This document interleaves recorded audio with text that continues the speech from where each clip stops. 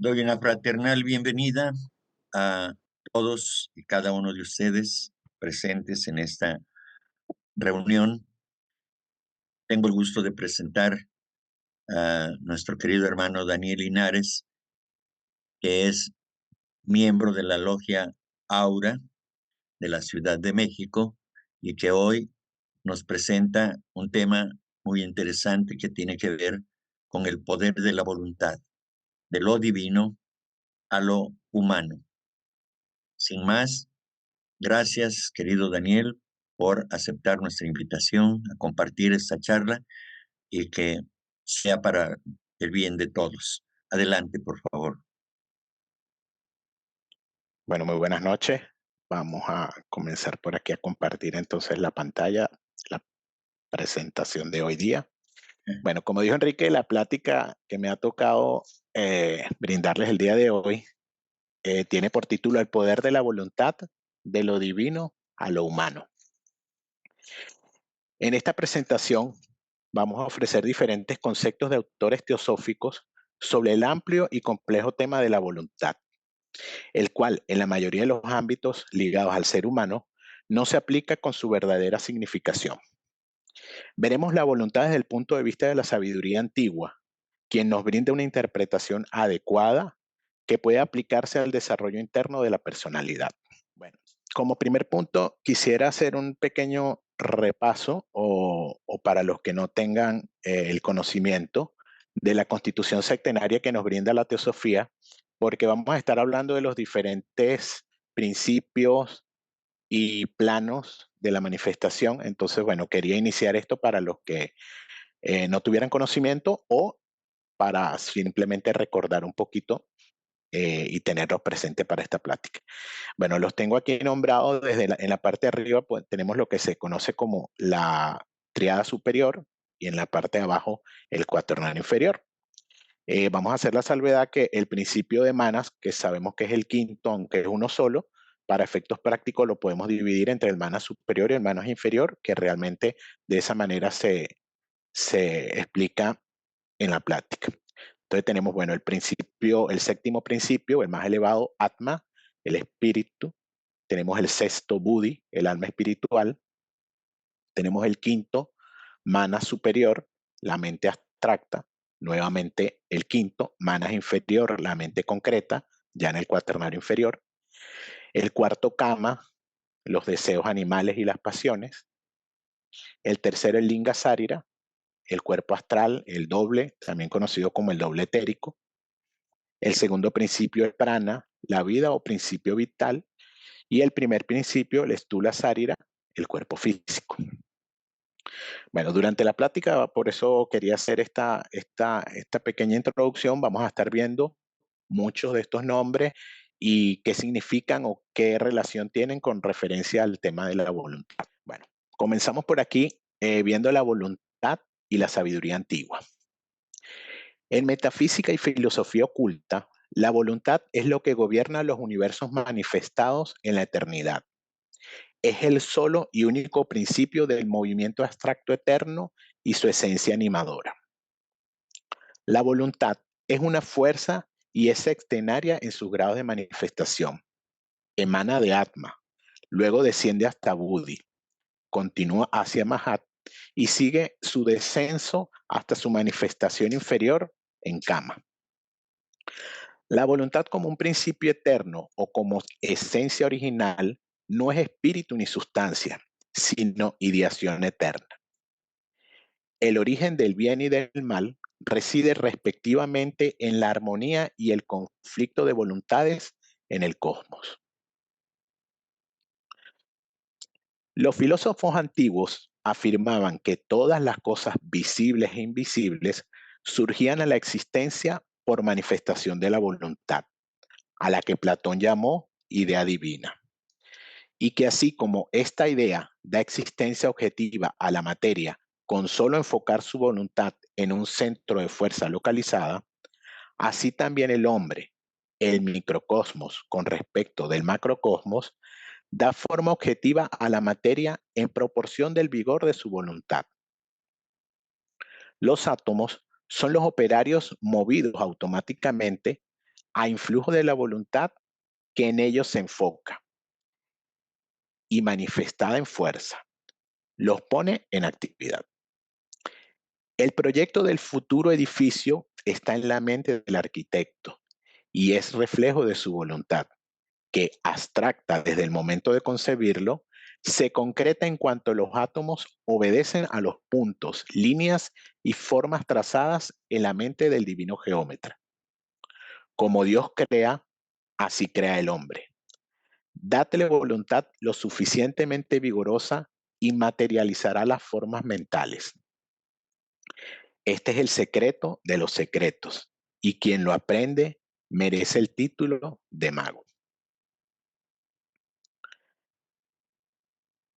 En las etapas tempranas del progreso evolutivo, el deseo, como gradación de la voluntad, que veremos más adelante, es la única fuerza motora y la mente se desarrolla casi únicamente como resultado del constante moverse a que la obliga el deseo.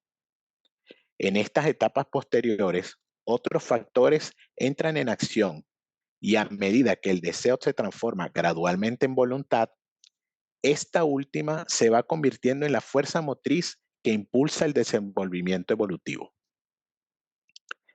El tremendo esfuerzo que requiere la manifestación de un universo viene de la voluntad y surge inicialmente a través de Akasha, como sonido, del cual se derivan todas las formas de vibración y modos de movimiento en el campo de la manifestación.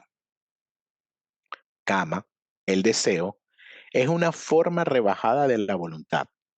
Si bien en el caso de un individuo ordinario, el deseo es la fuerza motriz de su vida, en el caso de un individuo autorrealizado, lo que le impele todas sus actividades es la voluntad, ya que por propio esfuerzo ha logrado elevar su conciencia hasta el plano átmico. La voluntad, dice Van Helmont, es el primero de todos los poderes. La voluntad es la propiedad de todos los seres espirituales y se muestra en ellos más activamente cuando más libre de la materia están. Paracelso enseña que la voluntad determinada es el principio de todas las operaciones mágicas. Dante habla de la divinidad, para la cual la voluntad y el acto son una misma cosa. Platón dice que todas las cosas visibles proceden de la invisible y eterna voluntad que las modela, y que los cielos están plasmados en el eterno modelo del mundo ideal. De acuerdo a las doctrinas filosóficas de Schopenhauer, la única cosa verdaderamente real, original, metafísica y absoluta es la voluntad.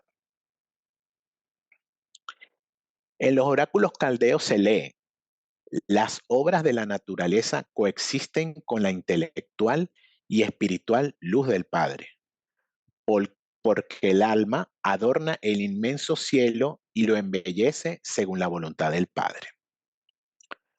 Los antiguos sostenían que cualquier idea se manifestará externamente si se concentra la atención y la voluntad intensamente en ella.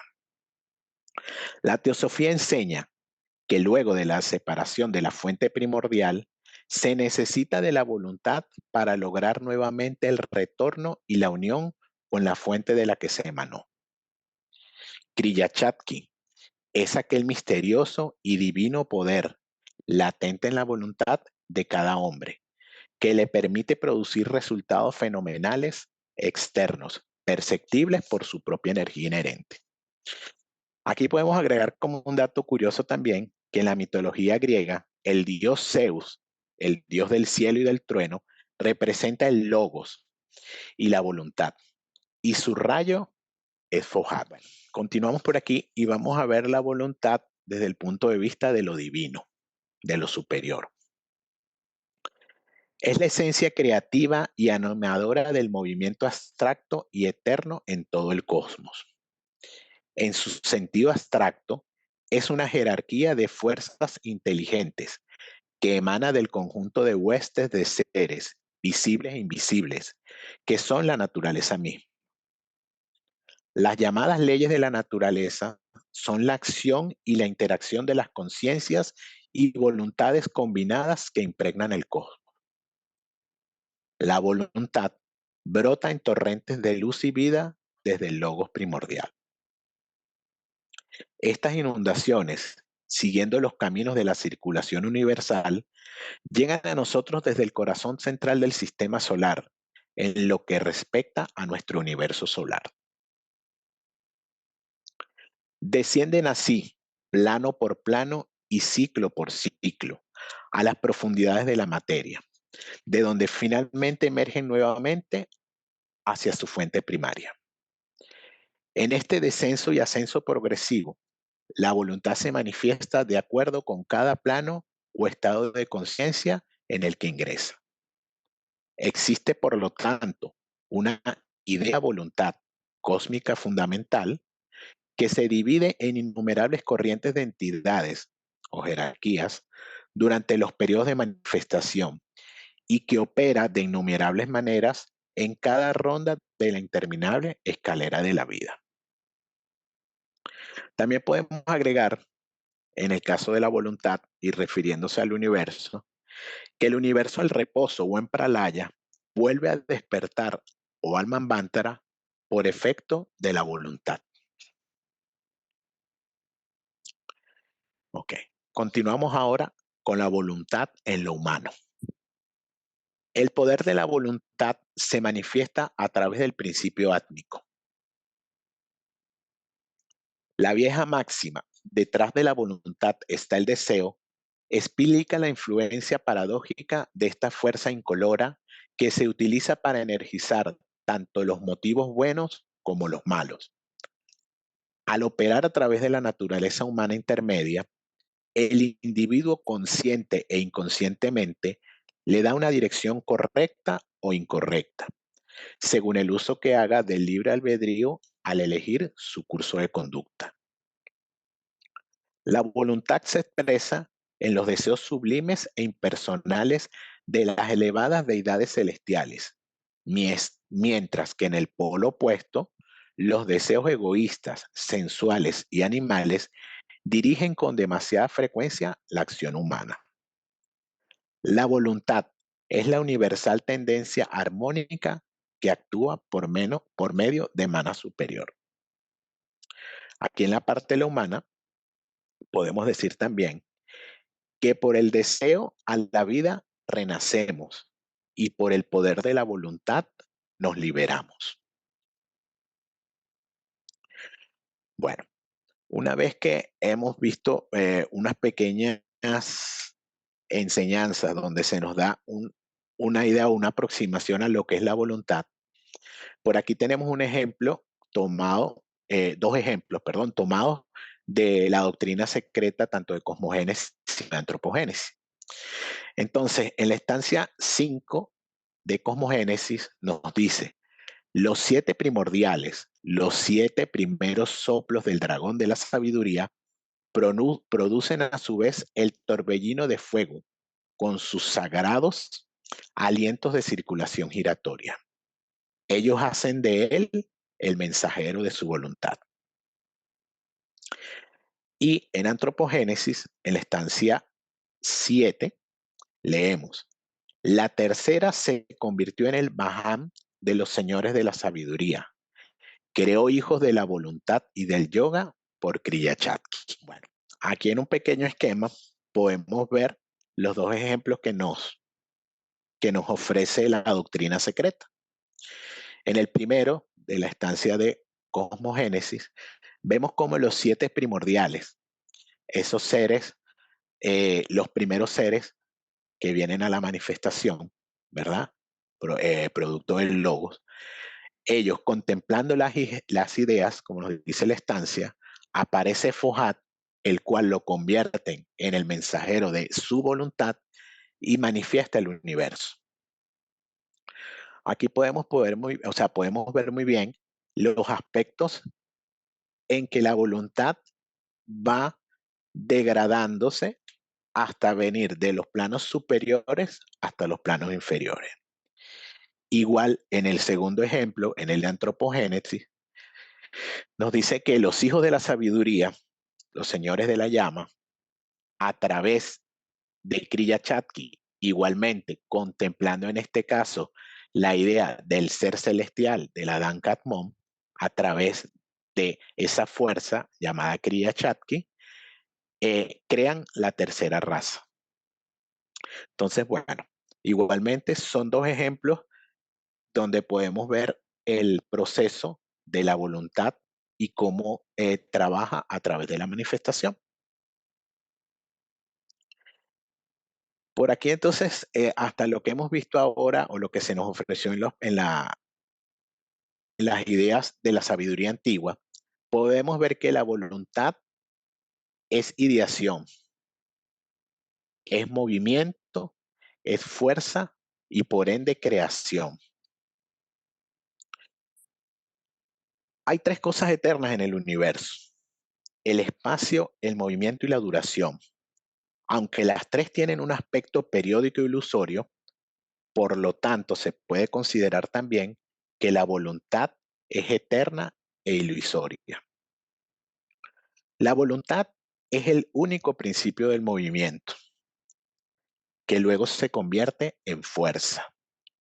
La voluntad es la fuerza que crea a Fohat, el puente que une lo de arriba con lo de abajo.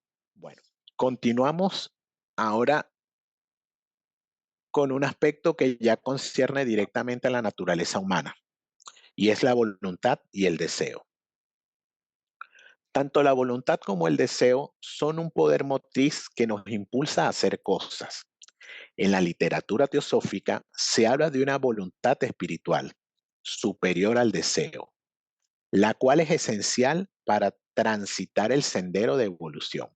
Ahora bien, esta voluntad no es necesariamente lo mismo que nosotros concebimos normalmente como voluntad. HPB y los Mahatmas, en sus escritos, suelen hablar de Kama como el centro de evolución en el hombre. HPB, en su artículo La voluntad y el deseo, nos dice lo siguiente: la voluntad es posesión exclusiva del hombre en nuestro plano de conciencia. Esta lo separa del bruto, en quien solo el deseo instintivo está activo. El deseo, en su más amplia aplicación, es la fuerza creativa del universo. El deseo es indistinguible de la voluntad, pero nosotros, los hombres, nunca conoceremos el deseo bajo esta forma impersonal, la voluntad, mientras permanezcamos siendo solo hombres. Por tanto, la voluntad y el deseo han de considerarse aquí como opuestos. Así, la voluntad es la progenie de lo divino, del Dios en el hombre. El deseo es la fuerza motriz de la vida animal. La mayoría de los hombres viven en y por el deseo, tomándolo erróneamente por voluntad. Pero aquel que quiera lograr la realización debe separar la voluntad del deseo y hacer a su voluntad el gobernador. Porque el deseo es inestable y siempre cambiante, mientras que la voluntad es estable y constante. Tanto la voluntad como el deseo son creadores absolutos, formando al hombre mismo y a su entorno. Pero la voluntad crea inteligentemente y el deseo ciega e inconscientemente. El hombre, por lo tanto, se hace a sí mismo a la imagen de sus deseos, a menos que se cree a sí mismo a semejanza de lo divino, a través de su voluntad, el Hijo de la Luz. Su tarea es doble: despertar a la voluntad, fortalecerla por su uso y conquista, hacerla la absoluta rectora dentro de su cuerpo y paralelamente con esto, purificar el deseo. Lo que degenera a la voluntad en deseo es la escoria del yo personal. Cuando se quema esa escoria, queda el oro puro de la voluntad. El conocimiento y la voluntad son las herramientas para el logro de esta purificación. Aquí tenemos varios aspectos para examinar. En principio, HPB dice que una de nuestras tareas es despertar la voluntad. Esto significa que en la mayoría de las personas, la verdadera voluntad espiritual aún no es activa y por lo tanto es algo desconocido. Lo que generalmente se expresa en nuestra personalidad y con lo que estamos más familiarizados es el deseo, es decir, la voluntad del yo o voluntad egocéntrica. Es importante ser conscientes de esto porque ambas fuerzas frecuentemente se confunden. Pero como dice HPB, la mayoría de los hombres viven en y por el deseo, tomándolo erróneamente por voluntad. Cuando esto sucede, se corre el riesgo de seguir los dictados de los impulsos cámicos, suponiendo que se está desarrollando la voluntad espiritual. Puede pasar que incluso el esfuerzo por desarrollarse espiritualmente no sea más que el resultado de la ambición o deseo personal. Cuando este es el caso, no es posible hollar el sendero espiritual. Así pues, lo primero que debemos hacer es aprender a separar la voluntad del deseo. ¿Cómo podemos distinguirlos? Una clave puede estar en lo que HPB dice en referencia a que el deseo es inestable y siempre cambiante, mientras que la voluntad es estable y constante. Los múltiples cambios de humor que la mayoría de nosotros experimenta son la causa de que un día seamos personas con energía y otros días apáticos, que en algunas ocasiones tengamos fuerza para ser unos autocentrados. Sin embargo, es posible que nuestra conducta no esté determinada por esta inestabilidad y que se logre una firmeza interna que no es producto de lo externo o de la personalidad. Esto sucede con el despertar de la voluntad espiritual, la cual es estable y constante. Esta voluntad impersonal puede comenzar a operar solo en la medida en que va cesando la voluntad egocéntrica o deseo, porque como vimos, ambas fuerzas son opuestas. Algunas personas creen que si se quedaran sin el deseo, sin la ambición, vivirían en un estado vegetativo y probablemente esto sea cierto para aquellos que no tienen una aspiración espiritual. Recordemos que Kama es una fuerza motriz comúnmente despertada por el deseo, pero quienes están tratando de hollar el sendero espiritual pueden acceder a una fuente de energía mucho mayor, la cual aparecerá en cuanto le demos lugar. Y aquí llegamos a una de las tareas que menciona HPB, que es la de purificar el deseo. Podemos añadir también que la acción de nuestra voluntad o de nuestros deseos sobre los objetos y las personas que nos rodean traen la reacción de aproximación o alejamiento. Bueno, esto nos quiere decir, en este último comentario, que hay que tener cuidado simplemente con todo lo que deseamos. Hay que tener presente la fuerza de nuestros deseos y lo que puede generar. Aquí para ejemplificar un poquito lo que acabamos de ver acerca de la voluntad y los conceptos, de la voluntad y los deseos y de los conceptos que nos presenta HPB, vemos que en los planos, en este esquema podemos ver los dos planos, viéndolo de esta manera, un plano superior o divino y un plano inferior o humano. En el plano superior está la voluntad divina, que pertenece al macrocosmos y está representada o ejerce su fuerza a través del logos. Y la voluntad personal, que la podemos encontrar en los planos inferiores, ¿verdad? Representada o actuando como el microcosmos y representada en el plano inferior por el ser humano. Luego, ahora vemos lo mismo pero ya en el ser humano. Podemos decir, en el plano superior e inferior del ser humano, es decir, en la triada y en el cuaternario. Podemos decir que en lo superior está la voluntad espiritual, gobernada por Atma, y en ella se reflejan los deseos altruistas. Y en el cuaternario, o en la parte inferior, está la voluntad egocéntrica, ¿verdad? Gobernada por Kama y manifestada a través de deseos egoístas.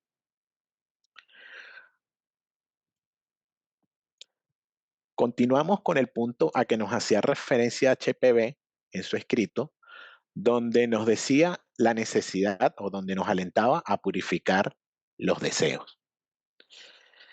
La identidad esencial del deseo y la voluntad es que el deseo se funde con la voluntad cuando se purifica y se libra de la contaminación del yo personal. Cuando la energía del yo es estimulada o provocada por objetos externos, es deseo. Y cuando es impersonal y brota en cumplimiento de un proceso divino, es pura voluntad espiritual. De suerte que a medida que esta energía se purifica del elemento personal, va alcanzando su condición de voluntad pura y sin mezcla. Por esta relación entre el deseo y la voluntad, vemos también cómo la eliminación gradual de los elementos personales de la vida de un individuo tienden a hacer más y más puros sus actos. En las primeras etapas de evolución, mientras el deseo rige su vida, el poder motriz de la acción es el deseo. Cuando se despierta el deseo por cualquier cosa, la mente se pone a pensar modos y medios de satisfacerlo. Y si el deseo es suficientemente fuerte y persistente, se convierte en acción tarde o temprano. En esta búsqueda de objetos deseables de toda clase, el individuo se mantiene ocupado constantemente, adquiere experiencia y evoluciona los diversos poderes mentales. En etapas posteriores de la evolución, con el despuntar del discernimiento y la eliminación progresiva de los deseos personales, la voluntad adquiere ascendencia gradualmente y se convierte en el poder motriz de la acción. Al purificarse así la acción, la voluntad se vuelve más y más impersonal y va reflejando mejor la voluntad divina. En esta condición, la acción no ata ya al individuo, porque no la ejecuta en beneficio propio, sino como una ofrenda al Supremo. En verdad, sería más correcto decir que en las etapas superiores de purificación, la acción no la lleva a cabo el individuo, sino que se cumple por medio de él. Una conclusión importante que se puede sacar de esta identidad esencial entre el deseo y la voluntad es que el poseer una fuerte naturaleza de deseos no siempre es una desventaja o algo que deba preocuparnos. La fuerte corriente de deseos esconde bajo su capa de egoísmo las aguas puras de la voluntad espiritual y bastará retirar esa capa para tener a nuestra disposición el tremendo poder de la voluntad espiritual.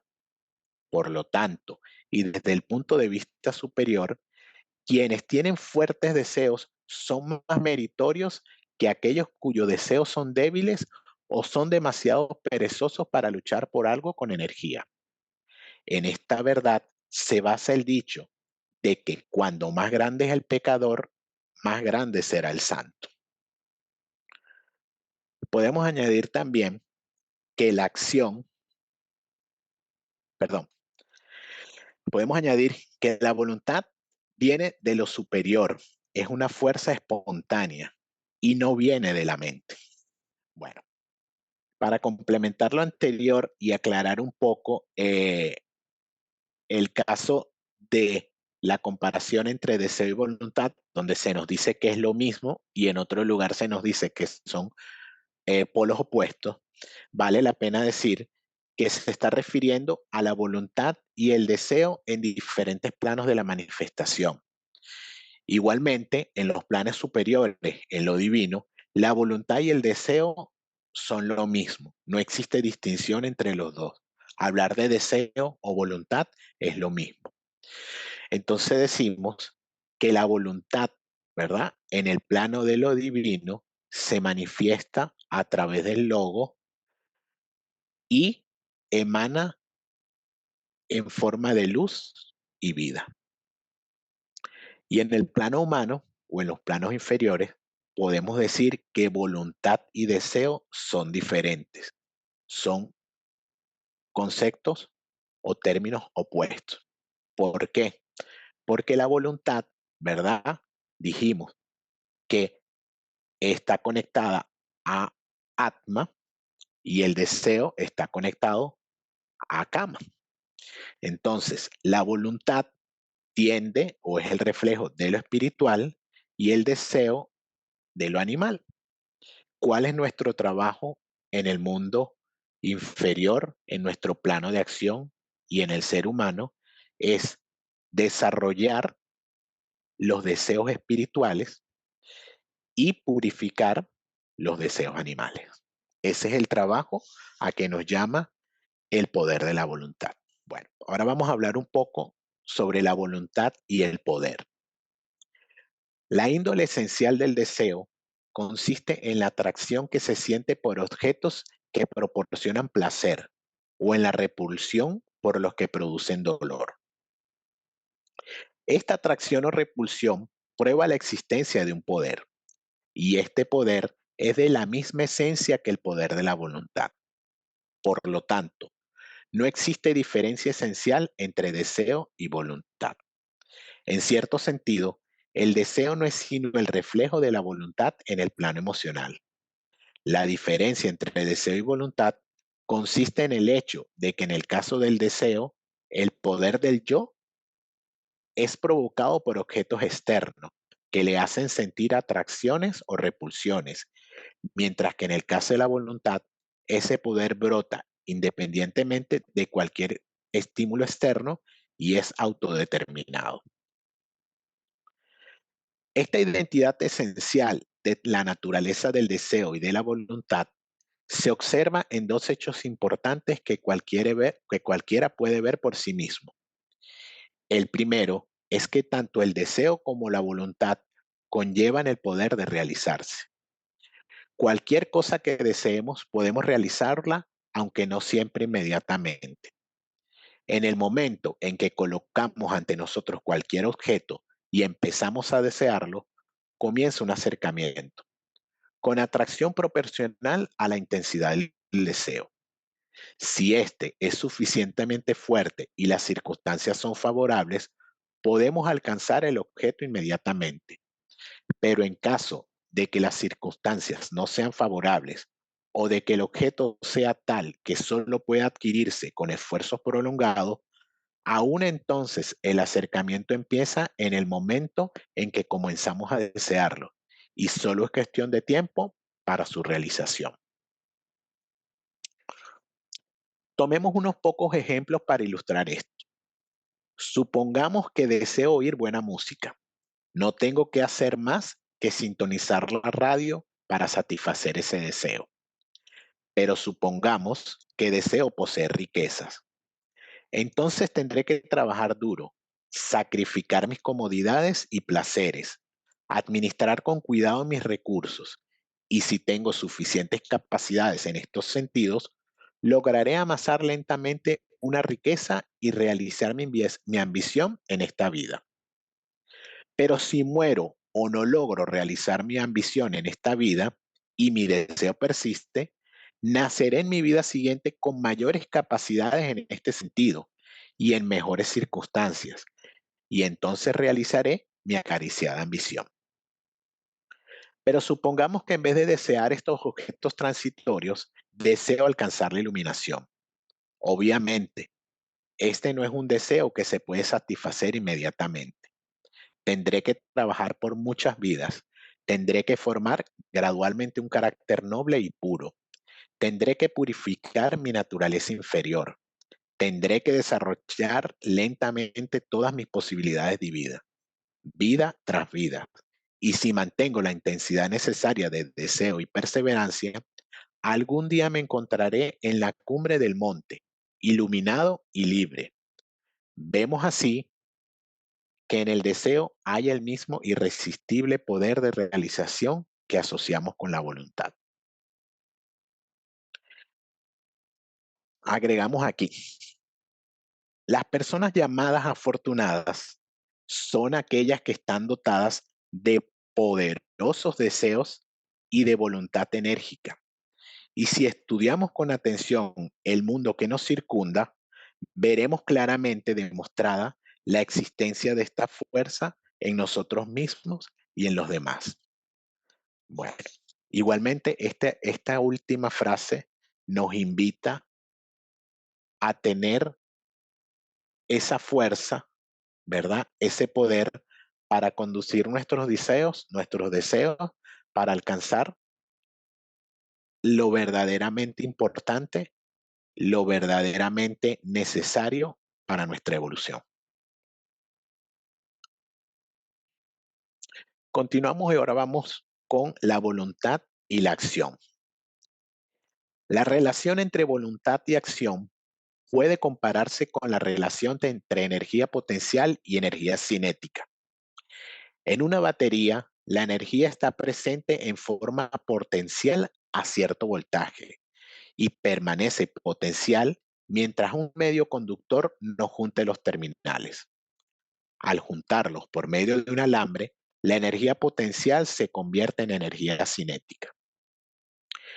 En el centro de todo ser humano, la voluntad divina está presente como una energía potencial de infinito voltaje. Se manifiesta como deseo en las primeras etapas de la evolución humana, conforme se desarrollan los vehículos inferiores, y provee el poder motriz para la acción ordinaria. Se manifiesta como voluntad espiritual en las etapas avanzadas de la evolución y es entonces el poder motriz de la acción desinteresada y sin deseos. La relación íntima entre voluntad y acción se ve también en el modo notable cómo la acción fortalece la voluntad, o mejor dicho, la capacita para expresarse mejor. La expresión fortalece la voluntad no es correcta, porque la voluntad es la fuente de toda fortaleza y nada puede, por lo tanto, fortalecerla. La acción desempeña un papel muy importante en el desarrollo del carácter. El mero deseo o la imagen mental es una fuerza casi ineficaz mientras permanezca en el campo de la mente. Pero cuando se expresa en acción, todo el mecanismo interno de nuestra vida es animado e inmediatamente se liberan energías que producen el cambio deseado y le incorporan permanentemente en el carácter. El pensamiento es padre de la acción y fortalece la tendencia a actuar de cierta manera, pero es la acción en sí la que precipita el pensamiento, la que produce un cambio real en la vida externa e interna, la que abre sendas en el sistema nervioso y reafirma las fuerzas mentales en los nuevos surcos de la mente. Y más importante todavía, la que capacita la voluntad para manifestarse y dominar los vehículos inferiores más completamente. Veamos el caso de un avaro que quiere desarrollar generosidad. Piensa en hacer obras de caridad día tras día. Se imagina practicándolas en su vida diaria, pero no hace ninguna obra de caridad. Nos preguntamos, ¿se ha acercado a su ideal? Pues no.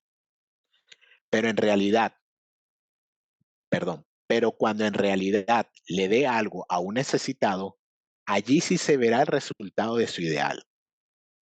Cambia apreciablemente su carácter con la sola ejecución de este acto y todo el mecanismo de su vida interna empieza a moverse. Claro que tendrá que repetir un número de veces esa clase de actos antes de que esa modalidad se incorpore a su carácter. Cierto es que cada vez que piensa en hacer actos de caridad, se le hace menos difícil realizarlos, pero es la acción caritativa la que inicia el proceso de cambio y precipita las fuerzas mentales para hacer el hábito. Sin esta acción, la mente puede saturarse de la idea de caridad sin que ocurra ningún cambio definido. Agregaríamos también que la voluntad no debe ser como una luz que se esparce como la de una bombilla, sino que debe ser como la de un láser, enfocada en un solo punto, una fuerza localizada que propulse a la acción. Ya por último, vamos a hablar de la voluntad y de Atma. Hablamos en un principio que la voluntad está regida o dirigida por Atma, el principio átmico. Leemos. Antes de iniciar la tarea casi imposible de entender las funciones de la vida divina que se manifiestan como voluntad por medio del vehículo átmico, conviene recordar las tremendas limitaciones bajo las cuales opera el intelecto humano y la consiguiente dificultad de entender siquiera parcialmente estas verdades de la vida espiritual. La voluntad es la meta final de nuestros esfuerzos y el logro de la conciencia átmica significa la liberación del alma humana. El plano átmico es la fuerza de donde viene el poder volitivo del logos que mueve la gigantesca maquinaria del sistema solar, que sostiene el movimiento de los planetas en sus órbitas, que mantiene el giro de los electrones en los átomos, que sostiene la evolución y el crecimiento de innumerables vidas, y que poderosa y dulcemente ordena todas las cosas. Toda esta energía potentísima viene de la voluntad del logo solar, que opera en el plano átmico y que suministra energía a la totalidad del sistema solar en todos los planos. Su símbolo y representante en el plano físico es el Sol, un tremendo vórtice de energía electromagnética que suministra luz, calor y otros tipos de fuerzas a los planetas físicos. En todos los planos, el poder y la energía del Logos es lo que está cumpliendo la grandiosa tarea de construir y renovar las fuerzas en que mora su vida. Es su voluntad la que está ejerciendo una incesante e irresistible presión que dirige la evolución. Quienes han logrado penetrar a través de los planos intermedios y obtener un vislumbre del plano átmico, dicen que la impresión abrumadora que esta visión produce sobre la conciencia es la de una sensación de tremendo poderío que en el plano físico es inconcebible. Cuando esta conciencia del plano átmico se refleja abajo en la personalidad, pierde mucha de su intensidad y vivacidad, pero aún así imparte cierta confianza y sentido de poder como se encuentra en mayor o menor medida en todos los hombres de fuerte voluntad. El verdadero poderío espiritual que viene directamente del plano átmico solo se puede ejercer bajo ciertas circunstancias, perdón, se puede ejercer bajo ciertas condiciones rigurosas que no todos pueden cumplir en su estado actual. Ya se ha mostrado que tan pronto como este poder se contamina del elemento personal, se degrada en la forma inferior de deseo y pierde su carácter puro. Por lo tanto, es evidente que la impersonalidad, o sea, librarse del dominio del yo inferior, debe ser condición previa para que un individuo pueda ejercer ese poder. Cuanto más se eleve el individuo por encima de la influencia de las tendencias separativas y egoístas y sea capaz de mirar la vida desde las cumbres del espíritu, mayor será su capacidad para ejercer este poder. Y como solo un hombre perfeccionado está completamente libre de las ilusiones e intereses de la vida personal inferior, solo él puede usar este poder libre y efectivamente. De modo que cuanto más podemos unificar nuestra conciencia con la conciencia divina en nuestro interior, más eficazmente podremos ejercer el verdadero poder espiritual de Atma. En tales condiciones, estaría más acorde con la verdad decir que la voluntad divina trabaja sin estorbos por medio de nuestro centro de conciencia, en vez de decir que como individuos ejercemos la voluntad espiritual. Hacer de la sabiduría un elemento indispensable para utilizar la energía átmica constituye una estrategia diseñada por la naturaleza para evitar el mal uso de esta fuerza de potencialidades ilimitadas, que en manos impuras podría causar daños incalculables. Bueno, podemos decir que los diferentes conceptos que acabamos de examinar nos brinda una visión teórica sobre la voluntad, para que el interesado, mediante búsqueda y estudio particular e individual, pueda interpretar y reflexionar sobre sus diferentes aspectos y pueda servirle como guía inicial en el desarrollo de la verdadera voluntad en esta y en futuras encarnaciones. Para finalizar la presentación, dejo por aquí esta enseñanza también de la extraída de la sabiduría antigua, la cual dice: la fuerza de voluntad es el principio de todas las operaciones mágicas. Si actúa desde mana superior, lo divino, crea armonía, altruismo, magia. Y si actúa desde manas inferior, lo humano, bajo el egoísmo, crea desarmonía, hechicería. Esta es toda la presentación y les agradezco por haber estado hoy aquí y quedo abierto a la ronda de preguntas o comentarios para que puedan, en el caso de que tengan alguna duda, si me es posible, aclarársela. Muchas gracias.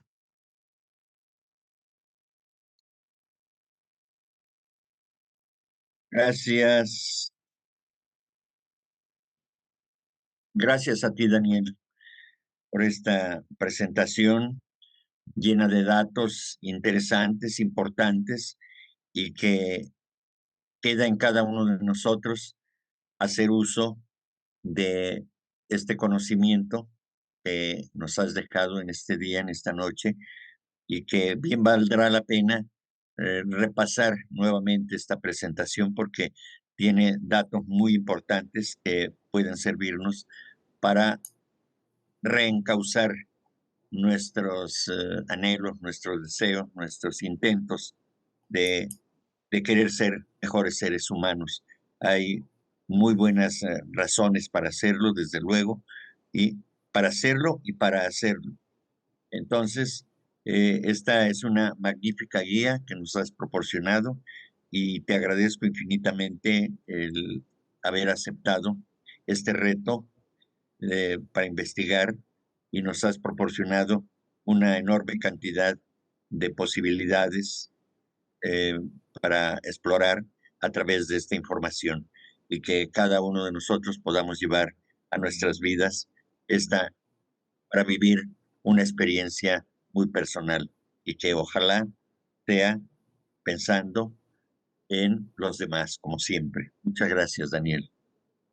Y Gracias, adelante. gracias, gracias a ti, Enrique, por la invitación. Gracias.